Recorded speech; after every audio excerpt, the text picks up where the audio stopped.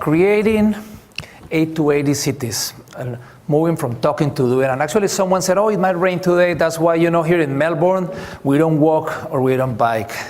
And that reminded me, when we talk about the weather, and I was working, about this time last year, I was in Cuba working for the Canadian government. And people in Cuba said, oh, we don't walk or bike because it's too hot.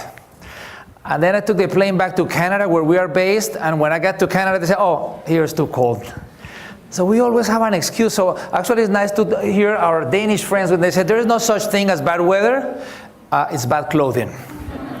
So each part of it is about change. And how are we going to change? And when we see change ahead, it's always nice to talk to the children. And almost everywhere I go around the world, I try to talk to the children. Here we ask them, why don't you draw? How would you like your community to be like when you are your parents' age and you have children of your own age? And look at Edgar, for example. Edgar said that he wanted fewer people in cars and more people walking and more people cycling. And then he drew an area for pedestrians, for cyclists, for buses, or for cars. He's only 13, but he knows that if we mix pedestrians and cyclists, the pedestrian gets injured. If we mix cyclists and buses and cars, the cyclist gets injured. So each one needs a separate space. And then he drew public parks and low buildings with street-level activity.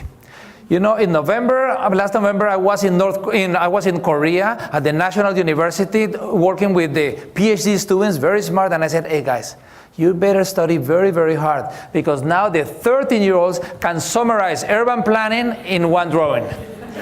And if we had a community like this, we would have pretty good communities. So people say it's not rocket science. No, maybe it's not rocket science. Maybe rocket science is how to get it done.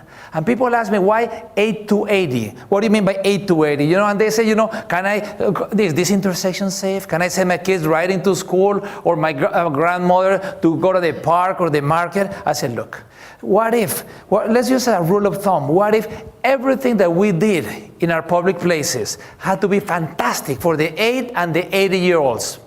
Then we would end up with pretty good communities for all. So that's the idea of the 8 to 80. We need to stop building cities as if everybody was 30-year-old and athletic.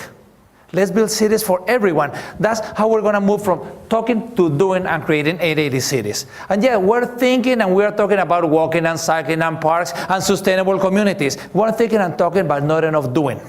So today we're going to be talking a little bit on how can we move from talking to doing. Last year I was invited as a keynote speaker at Velocity in Copenhagen, and every time that I go to Copenhagen it's fantastic because it's like a reality check. Almost every community says we're moving, and yes, we're moving, but many are moving at the speed of the turtles. And then they find another turtle and they say, oh, I might be slow, but I'm ahead of you. So they are benchmarking with communities that are worse. If we always benchmark ourselves with communities that are worse, eventually we're going to end up looking like those. But if we end up benchmarking with communities that are the best around, eventually we're also going to be looking like those. So, let's get back to Copenhagen. And by the way, when I'm talking about Copenhagen, I don't want anybody at the end saying, oh, Gil, here in Melbourne, we are different. We got nothing in common with Copenhagen or New York or Bogota. We are unique. Yeah, that reminds me of the quote, always remember that you are absolutely unique, just like everyone else. Yeah. Even within Melbourne, each community, each neighborhood is different. But this is not like on the computers that we copy and paste. It is how to adapt and improve. It's not about copying, it's adapting and improving. And change is hard. And let's take a look at some of the change. I'm a senior consultant with the Danish firm Gil Architects that is fantastic. And my friends at Gil tell me, in Copenhagen, when they were going to create the first pedestrian street, people say, oh, pedestrian street? No, we don't want any pedestrian street. What do you mean pedestrian street? They said, we got too many cars. And the weather is terrible. It's cold in the winter, it's hot in the summer, and then it rains all year. But the number one barrier was pedestrian. That's not part of our culture. Pedestrian, that's for the Italians. Because the Italians are loud and noisy and they like to be on the streets. But we are Danish and we are quiet and we are cold and we don't go out. Well, let me tell you, the Danish now are more Italian than the Italians. They love their pedestrian streets. In the summer, in the winter, in the rain. This is City Hall in Copenhagen. They went from car invasion to people places. More than 18 of these have been turned into people places. This was the first pedestrian street and still vibrant. And it's how to have safe transportation for pedestrians and for cyclists and for transit and for everybody. And in the last 40 years, look how cycling has been increasing. And 4 out of 10 people use the bike as the mode of transportation. That's how they go to the theater. That's how even women are texting their boyfriends when they're cycling. And it's not just about men 20 to 40 in Lycra. No. It's everybody. It's the women in high heels and skirts, and it's for everybody. This is what we need in every city around the world, children and women and older adults.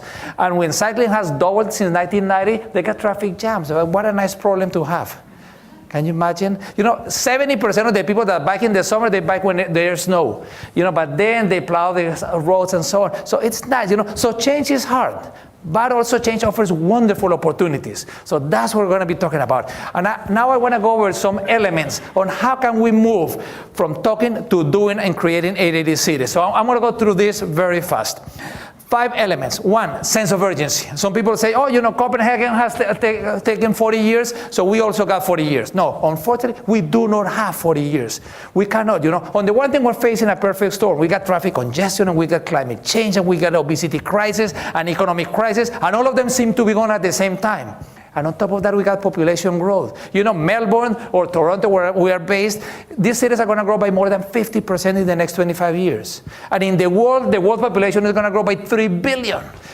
So not only do we have to improve the cities that we have today, but we got to create great cities for 3 billion additional people. So what kind of cities are we going to build? How do we want to live? The reality is that if we define our cities around cars, we just get more cars. And then we got to go out and invite our friends to help us cross the street. This isn't far from reality. The roads are getting wider, the cars are going faster, we're living longer, so we're getting older. But when we define the cities around people, then we get healthier people and happier people, and we get better quality of life. And in an ever more globalized world where the best people can live anywhere they want to, quality of life is the most important tool of economic competitiveness. Second one is political will. God, when talking about political will, what is the role of our streets? Are we building streets for cars or streets for people?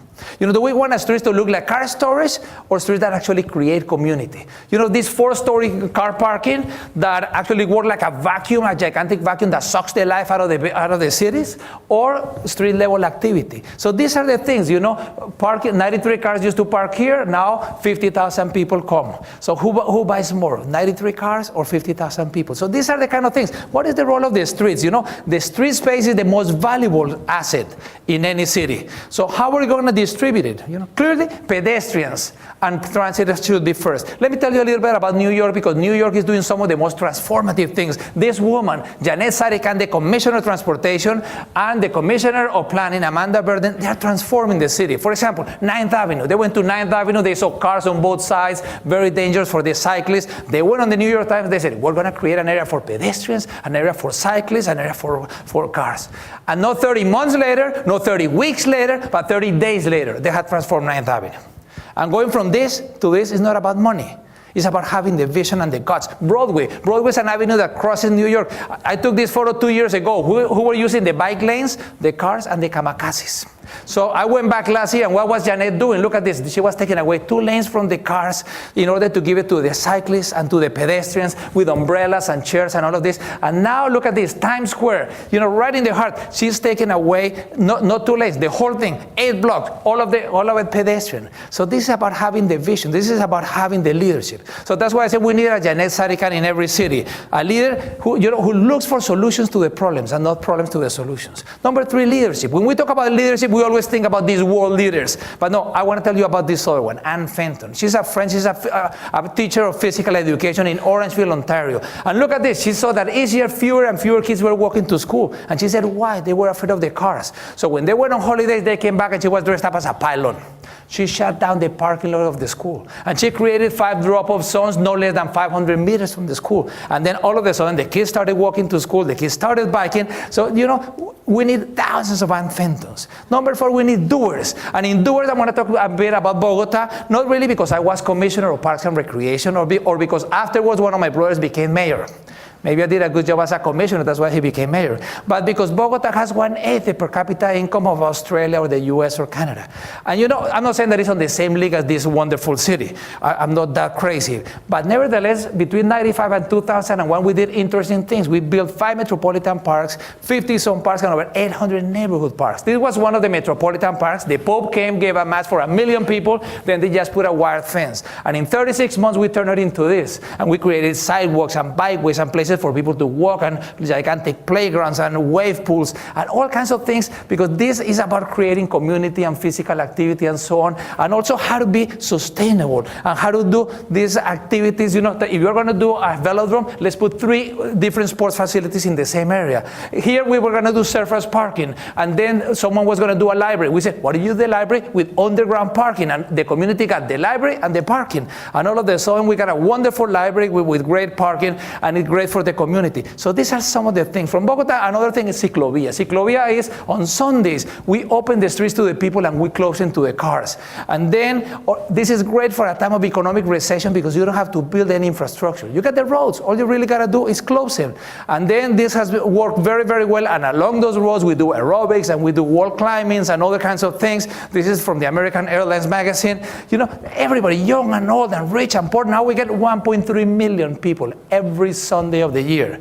And the last thing I want to mention is separated bikeways. We built 280 kilometers of separated bikeways and went from 28,000 to over 350,000 people riding their bikes. And this is really interesting in all kinds of neighborhoods. There were some places that you would never even dream in Melbourne. I mean, not even dream in your nightmares. It was so poor that there were no sidewalks, there were no pavement. But look at the quality of the pedestrian area, the quality of the cycling. And you got to be consistent. If we say pedestrians first, and then cyclists, and then cars. We didn't have money for all of it. So it was either pedestrians and cyclists or cars. And thank God the city chose the first 2.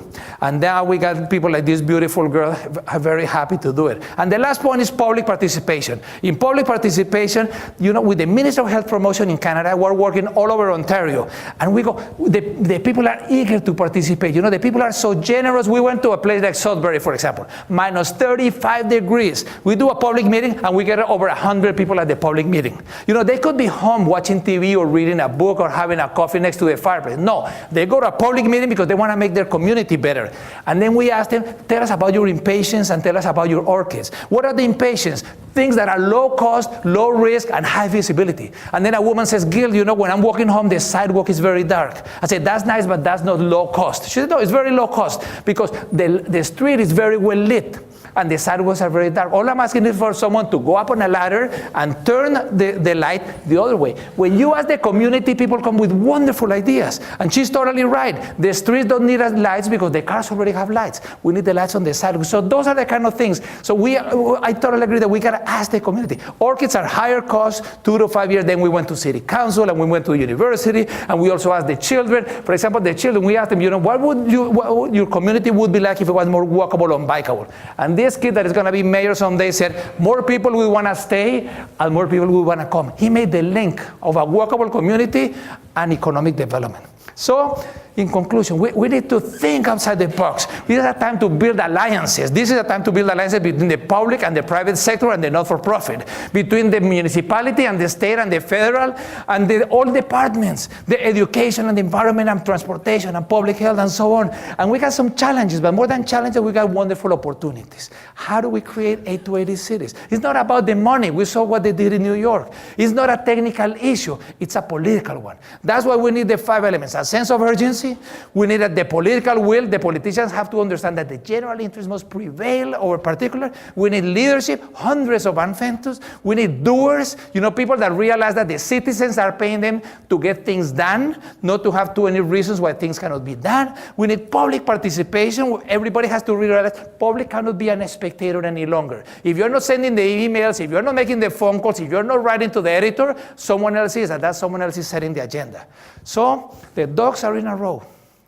We've been focusing too much on doing things right. But now, in addition to doing things right, we got to focus on doing the right things as we create 880 cities and as we move from talking to doing. I wish you all the best in each one of your communities. Thank you very much.